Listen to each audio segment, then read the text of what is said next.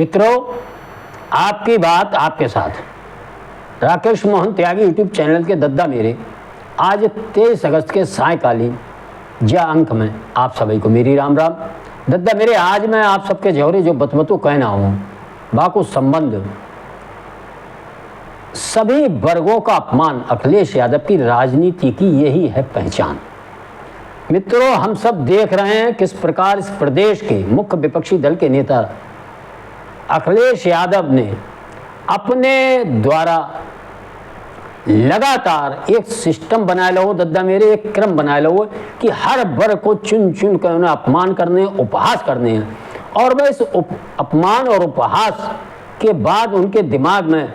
जो बात निश्चित ही उन्होंने जिनको अपना नेता माना राहुल गांधी ने भर रखी है कि इन्हीं चीज़ों से वोट आपको मिलेगा,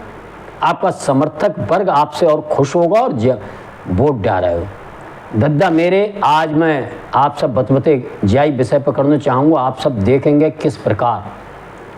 अखिलेश यादव लगातार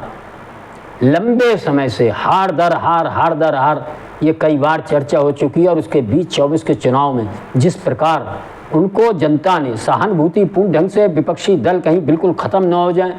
इस नाते कुछ मजबूती देने का काम किया था, लेकिन किस प्रकार उन्होंने उस मजबूती के फलस्वरूप मिले 37 सांसदों को राहुल गांधी की झोली में जाकर डाल दिया। और आज वह किस प्रकार संसद में कोई बात ना कर, जनता के हितों के मुद्दों पर कोई बात ना कर, विभिन्न बिल पेश होते हैं उन पर कोई सार्थक चर्चा ना कर, वह किस प्रकार बंदर नचाने से लेके चढ़ावा चोरी प्रकरण में किस प्रकार की नौटंकी करके वह ब्राह्मण समाज, साधु समाज, संत समाज, भगवा वस्त्रधारियों को अपमानित, लांछित, उनको चोर बताने का काम करके वह ये भी कल्पना कर रहे हैं कि उनके पीडीए में पंडित शब्द जोड़ दिया जाए। और अभी बिल्कुल सही कहा है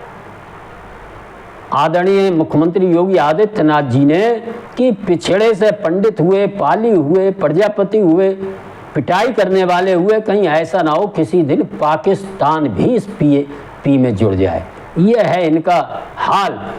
उसी ब्राह्मण समाज को उनके कथनानुसार पुजारियों के मठों पर सभी 90-95% वो कहते हैं ब्राह्मण हैं, और उन्हीं को वे लगातार संसद परिसर से लेकर बाहर तक उनको चोर बताने का, चढ़ावा चोरी करने का काम करने वाला बताकर उसी वर्ग का वोट एक दूसरे मुंह से प्राप्त करने की जो वह आशा आकांक्षा रखते हैं, समझ में नहीं आता कोई समझदार व्यक्ति इस प्रकार की राजनीति कैसे कर सकता है। मित्रों, ये यही मुलायम सिंह है जो अभी तक पत्रकारों से जातियां पूछते थे, अच्छा मिश्रा जी हैं,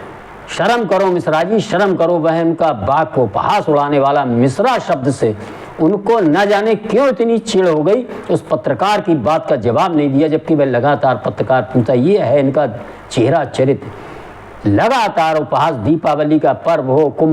कुंभ जैसी महान पर्व जो संसार के अंदर अद्वितीय बहुत प्राचीन समय से स्वस्फूर्त तरीके से चलने वाली एक परंपरा हो, उसका उपहास, गौ और गौ उत्पादों से तो उनकी जो चिढ़ है और जो विरोध है वह उनके पिछली सरकारों ने 4 बार, जब उनकी पार्टी की सरकार चली है 13 साल वह राज्य कर सके उत्तर प्रदेश में, आज तक वे बता नहीं पाते हैं कि हमने इतनी गौशालाएं बनवाई थी, हमने पशुओं के लिए यह योजनाएं दिलाई थी, लेकिन न बताकर किस प्रकार प्रदेश सरकार की आवारा पशुओं के प्रति, गौ के संवर्धन की योजनाओं का जिस प्रकार वह लगातार उपहास और मजाक बनाकर एक वर्ग को खुश करने का प्रयास कर रहे हैं। मित्रों, ऐसा राजनीति में होता नहीं है कि आप एक बहुत बड़े वर्ग को उपहास कर, चिढ़ाकर, निश्चित ही मित्रों देखेंगे आधी आबादी जो महिला आबादी कही जाती है उसका 30-33% आरक्षण का वह लगातार विरोध करते हुए इतना आगे बढ़ चुके हैं। और प्रदेश की विभिन्न जो भी राजनीति में पिछड़ा वर्ग हो, दलित वर्ग हो, अल्पसंख्यक वर्ग की महिलाएं व अन्य महिलाएं राजनीति में आने की इच्छा रखती थी और उन्हें बड़ी आशा लगा रखी थी कि 33% आरक्षण मिलेगा और जब 50% सीटें विधानसभा लोकसभा की बढ़ेंगी तो 33% आरक्षण के कारण हम भी राजनीति में अपनी बात रख सकेंगे। लेकिन मित्रों, जिस प्रकार अखिलेश यादव ने राहुल गांधी के कदमों के पीछे चलते हुए और उनके नेतृत्व को जिस प्रकार स्वीकार किया है और उसके कारण जिस प्रकार वह महिला विरोध में इतने राहुल गांधी के अंधभक्त होकर संसद और संसद से बाहर जिस प्रकार इस प्रकरण में महिलाओं का विरोध कर रहे हैं, ये कहीं ना कहीं 27 के चुनाव में समाजवादी पार्टी और इस पार्टी से लड़ने वाले नेताओं को जब वो वोट मांगने जाएंगे तब उनकी समझ में आएगा कि इस कदम का समाजवादी पार्टी नेता अखिलेश यादव का कितना बुरा हाल होने वाला है। मित्रों, इसी क्रम में देखेंगे आप परसीमन का विरोध भी लगातार, जिसके कारण बहुत बड़ी संख्या में पिछड़ा, दलित, अल्पसंख्यक व अन्य लोग, जब 50% सीटें बढ़ेंगी, युवा जेएनजी के लोग राजनीति में आएंगे। वह समाजवादी पार्टी हो, बहुजन समाज पार्टी हो, भारतीय जनता पार्टी हो, सभी पार्टियां जब उनको सीटें ज़्यादा मिलेंगी, ज़्यादा लड़ाने, तो उनके सब वर्गों का समावेश होगा। लेकिन मित्रों, मैं लगातार एक बात कहता हूं कि समाजवादी पार्टी के कार्यकर्ता, वोटर सब हैरान है, परेशान है कि आखिर अखिलेश यादव को हुआ क्या है कि लोगों का उपहास, मजाक और खिल्ली उड़ाकर वह किस प्रकार की राजनीति कर रहे हैं और किस प्रकार वह चुनाव जीतने का मंसूबा पाले हुए हैं। मित्रों, हम सब देख रहे हैं किस प्रकार उन्होंने मुफ्त राशन व्यवस्था का विरोध लंबे समय तक किया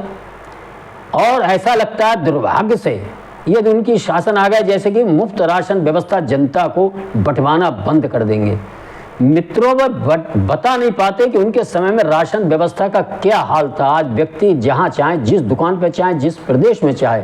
अपना राशन प्राप्त कर सकता है और किस प्रकार मुफ्त राशन एक बहुत बड़ी संख्या में जनता को मिल रहा है, उसका क्या लाभ है वह बता नहीं पा रहे हैं कि हमने किसानों के लिए क्या क्या योजनाएं दी, पशुपालन को 4 बार हमारी सरकार रही, हमने क्या कहा, गुंडे बदमाशों के खिलाफ हमने ये कार्रवाई की थी, इतने लोगों का हमने एनकाउंटर किया था, इतनों का हाफ एनकाउंटर किया था, इतने बदमाशों, आतंकवादियों को हमने जेल भेजा था। यह न बताकर, यह उन कामों पर वर्तमान सरकार के जनहित के, गरीब हित के, महिला हित के जो काम हैं उन पर बात ना करके वह केवल विभिन्न वर्गों को टारगेट कर जिस प्रकार उनका उपहास हास बना रहे हैं। मित्रों, वर्तमान समय में आप सबने देखा होगा जो 22 के चुनाव में समाजवादी पार्टी 50 से 100 का आंकड़ा छूने के पार पहुंची थी, तो उसमें बहुत बड़ी संख्या में पूर्वांचल में ओम प्रकाश राजभद्र की पार्टी और पश्चिमी उत्तर प्रदेश में जयंत चौधरी की पार्टी का हाथ था। और किस प्रकार अखिलेश यादव अपने इन सहयोगियों को चवन्नी बताकर कह रहे हैं कि हमने इनको रुपया बनाया था और वह हमारा साथ छोड़कर चले गए। मित्रों, जिस प्रकार का चवन्नी बताकर वह अपने पुराने सहयोगियों का उपहास उड़ा रहे हैं, उसकी जैसी प्रतिक्रिया पश्चिमी उत्तर प्रदेश व पूर्वांचल में हो रही है वह इनको बहुत भारी पड़ने वाली है। मित्रों, कोई भी राजनीतिक दल व नेतृत्व आप किसी की परंपरा, किसी की वेशभूषा, किसी के चाल चलन, किसी की रीति रिवाजों से विरोध करें, समर्थन करें, आप अपने तक रखें, आप ना माने, लेकिन ये हक आपको नहीं मिलता है कि आप उसके सारी परंपराओं का एक तरफ से विरोध करें, उसके आदर्श पुरुषों का विरोध करें। अच्छा होता संसद के अंदर जो 2.5 लाख 3 लाख रुपया उनने चढ़ावा चोरी के नाम पर नौटंकी कर एकत्र किए थे, वह दिल्ली के अंदर हनुमान मंदिर में जमा करने गए थे। ये वास्तव में वो सनातन और अपने को कृष्ण भगवान के वंशज कहने का, वो मथुरा भी जा सकते थे, वे वृंदावन में जाकर इस पैसे को जमा कर सकते थे, अपने मतदाताओं में एक सकारात्मक संदेश भेज सकते थे। मित्रों, लेकिन 14 वर्ष 13 वर्ष शासन में रहने के बाद वे कभी मथुरा भगवान कृष्ण के मंदिर पर कभी नमन करने भी नहीं गए। ये है उनका अहंकार। और कभी वृंदावन में भी वह व उनका परिवार कहीं आते जाते नहीं दिखा होगा, लेकिन आपने देखा होगा गुंडे, माफिया, बदमाशों के कब्रगाहों पे वे जाकर फातिहा पढ़ते जरूर नजर आए। मित्रों, जनता ये सब देख सुन बस समझ रही है आने वाले 27 के चुनाव में अखिलेश यादव ने जो सभी वर्गों के अपमान करने को अपनी राजनीति का मुख्य आधार बना लिया है, इसका परिणाम उनको मिलेगा। आप सबने सुना, इसके लिए आपका धन्यवाद। मेरा अनुरोध है उनको लाइक करें, शेयर करें, चैनल को सब्सक्राइब करें। जय श्री राम, जय श्री वाल्मीकि भगवान, भारत माता की जय।